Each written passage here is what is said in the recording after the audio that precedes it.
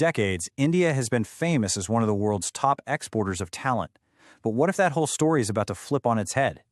Today, we're going to dive into India's incredibly bold plan to not just stop its brain drain, but to actually reverse it and turn the country into a global magnet for education and innovation. Just take a look at these numbers. I mean, they tell you everything you need to know. You've got over 1.3 million Indian students studying outside the country. And on the flip side, India hosts only about 50,000 international students. This huge imbalance is the problem India is desperately trying to solve, and it's the reason for all the massive policy shifts we're about to get into. So, here's our roadmap for today.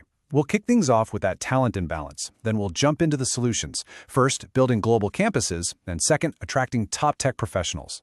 After that, we'll look at the national grand plan behind it all, get real about the challenges ahead, and wrap up with India's ultimate vision for its future as a knowledge hub. Okay, let's start with the big one, the brain drain. You've probably heard that phrase before, right? Well, for India, it's not just a catchy term. It represents a massive loss of potential, and it's exactly what the government's new policies are designed to fix, for good. This right here, this really puts the scale of the problem into sharp focus. A 25-to-1 ratio. Think about that. For every one student coming in, 25 are heading out. That's not a leak, that's a flood.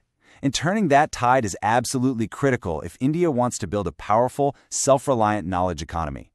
So how do you even begin to tackle this? Well, part one of the solution is kind of brilliant in its simplicity. Instead of just trying to stop students from leaving, why not bring world-class education to them?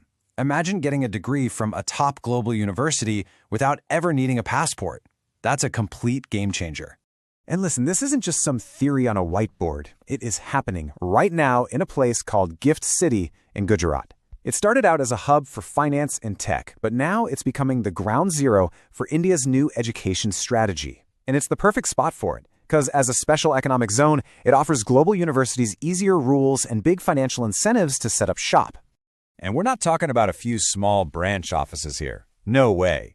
These are full-blown campuses from major international universities. Deakin and Wollongong from Australia, both highly ranked, are already up and running. And a couple of big UK universities are on their way. This is a serious move to build instant academic street cred. And here's the best part, the real kicker. A degree you earn from Deakin's campus in Gift City is exactly the same as one you'd get from their main campus down in Australia. That is a huge deal. You get the same global recognition, the same opportunities, but for a fraction of the cost and without having to leave India. But let's zoom out a bit, because Gift City is way more than just a collection of classrooms. It's being built as a complete ecosystem. We're talking clubs, restaurants, parks, and, crucially, deep connections with major companies like HSBC and KPMG that are right there on site. It's the anchor for a whole regional knowledge corridor meant to link up top universities and industries. Okay, so that covers the students. That's how India's getting them to stay. But that's only half the battle, right? What about the established pros, the experienced talent from around the world? Well, that's part two of the plan. So what's been stopping top professionals from moving to India all these years? Well, one of the biggest roadblocks has been this thing called double taxation.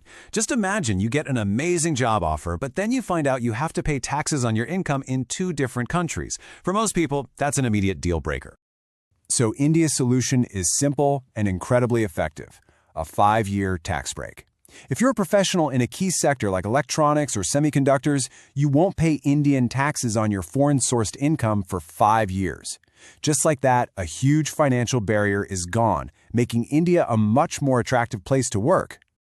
All right, so we've got the new campuses and the tax breaks, but you have to understand, this isn't just a handful of random good ideas.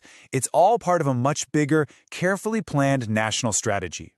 And this right here, this is basically the master plan. It's a big report from NITI Aayog, which you can think of as India's main policy think tank. This is the blueprint that connects all the dots and lays out the entire vision for the coming decades. This quote from the report really gets to the core of the strategy. The key phrase is internationalization at home. The goal isn't just to attract people from outside, it's about fundamentally upgrading India's own education system to global standards. So getting a world-class education becomes the norm, not something you have to fly across the world for. And this isn't just a wish list. The report lays out a very clear action plan. They're setting up a special task force to get all the government ministries working together. They're making it easier to get visas, they're planning to copy the Gift City model in other places, and they're creating one simple system for recognizing international degrees. Of course, let's be real. A plan this huge is going to have some bumps in the road. So let's take a quick reality check and look at some of the challenges India is still facing. Here's a perfect example of the kind of regulatory friction they're up against. The tax break is great, but other rules can still get in the way. For example, there's a mandatory 12% pension fund contribution. Now, for a foreign professional who isn't planning to retire in India, that can feel like a pretty big and complicated financial hit.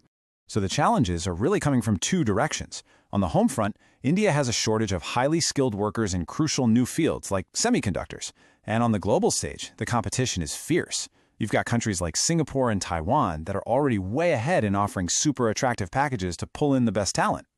But even with these challenges, the focus is absolutely locked on the big picture. So let's end by looking at the long-term vision, the grand ambition for what India wants to be by the year 2047. Because when you boil it all down, this is about so much more than just stopping brain drain. The ultimate goal is to create this vibrant, dynamic innovation hub that not only keeps its own talent, but becomes a magnet, pulling in the best and brightest minds from all over the planet. And these aren't just vague dreams. The NITI Aayog report lays out some incredibly ambitious numbers. I mean, to go from around 50,000 international students today to a goal of 150,000 by 2030, and then potentially over 1 million by 2047, that's not just growth, that's a total transformation. So, why that specific year, 2047? Well, that's a huge deal. It will mark the 100th anniversary of India's independence. This entire education strategy is a core piece of a much larger national mission called Viksit Bharat, which means developed India. The idea is to make knowledge and innovation the absolute engines powering the country into its next century. So there you have it. The plan is in motion. You've got top-tier universities, powerful financial incentives, and a huge national strategy behind it all. Yes, there are definitely challenges ahead, but the ambition is undeniable. Which leaves us with the big question. Are we witnessing the start of India's transformation into the world's next great knowledge superpower? Thanks for watching.